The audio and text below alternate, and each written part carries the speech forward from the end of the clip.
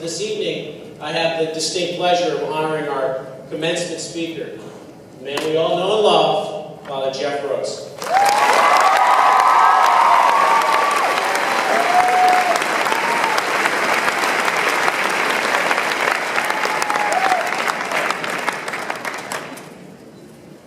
No, I'm not packing heat, if you did not know.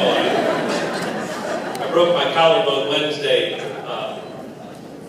I didn't mention the story at baccalaureate. I didn't think it was appropriate. I was longboarding with a couple graduates and a few students here. And I did not fall off the board. I bailed out. And while I had a perfect plan, the execution was not perfect.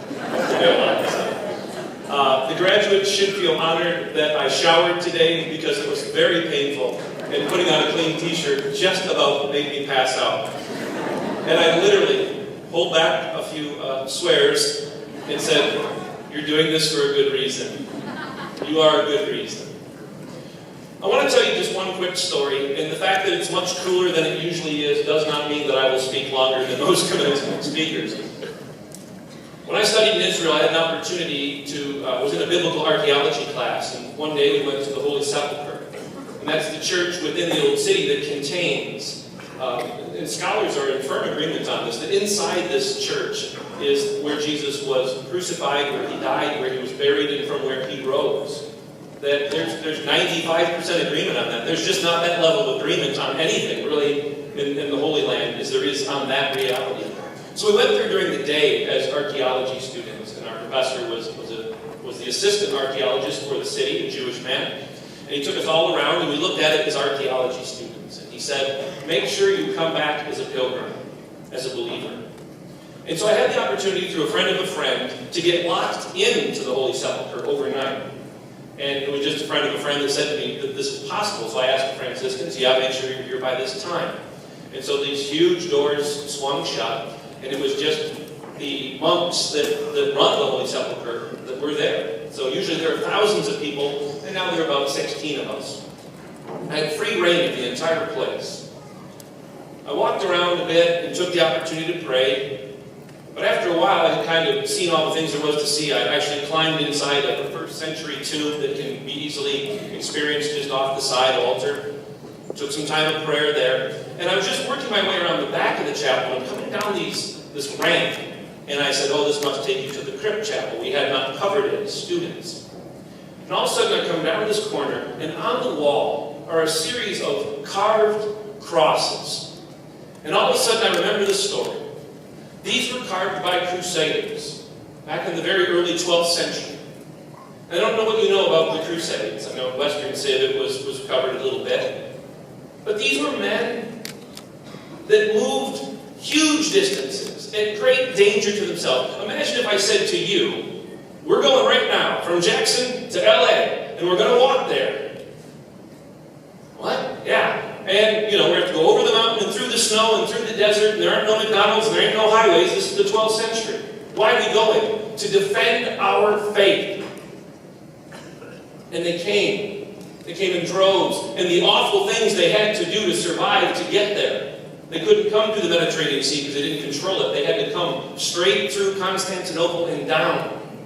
And when they arrived there, they came to the Church of the Holy Sepulchre. And one by one, they carved these crosses into the wall near the chapel of St. Helen.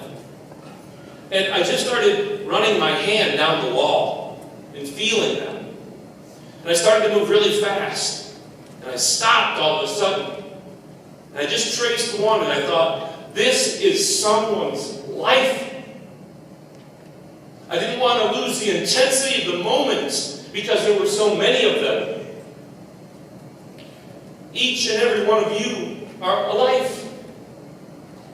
You have the ability to make a mark on people. Indeed, you have. You have made a mark on this institution. You've made a mark on me. I hope I've made a mark on you. That's what these crusaders did when they first came after thousands of miles at their own peril. And many of them died shortly after arriving in the Crusades themselves. But they made their mark to say, "I'm here. I count. I matter." And why I'm here matters.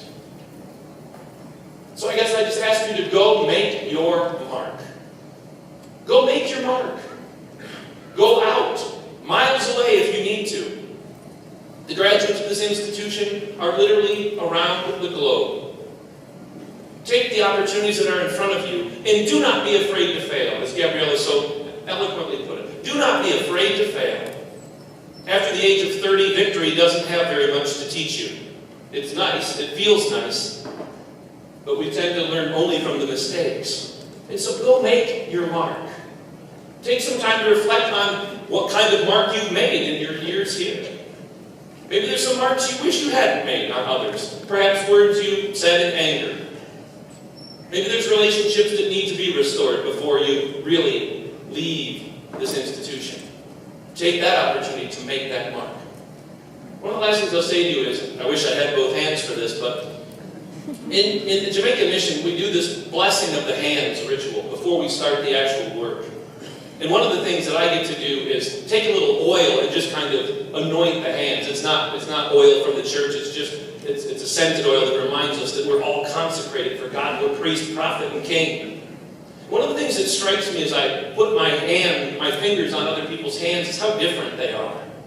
Some are rough and some are soft and some have deep lines, and we're all marked differently. I want you, when you go home tonight, to take the opportunity to grab the hands of your loved ones. To run your fingers into the hands of the marks of those who have sacrificed for you to get where you are today.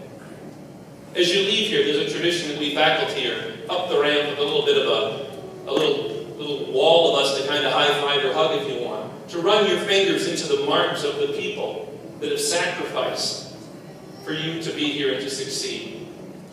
And the way to honor that best is not with words. It's nice to be told thank you, but to go make your mark. To say that what I have learned from my family, what I've learned from their sacrifice for me, what I've learned from my teachers and what they've taught in the classroom and outside the classroom, what I've learned from my coaches, what I've learned from our band directors and our choir leaders. I've learned the value of sacrifice. And I've learned that it will cost me something, and it will make a mark on you. But just as Thomas ran his fingers into the wounds of Christ after his resurrection, those are great marks. If you ever get to Jerusalem, go to the Church of the Holy Sepulchre. Run your fingers along those crosses and realize people you've never met laid down their lives for you to know the faith. Wow! People in your lives have made sacrifices for you to go forward and be the light of Christ, not just here, but wherever God calls you. That makes me emotional because it's powerful. You will do great things. Go make your mark.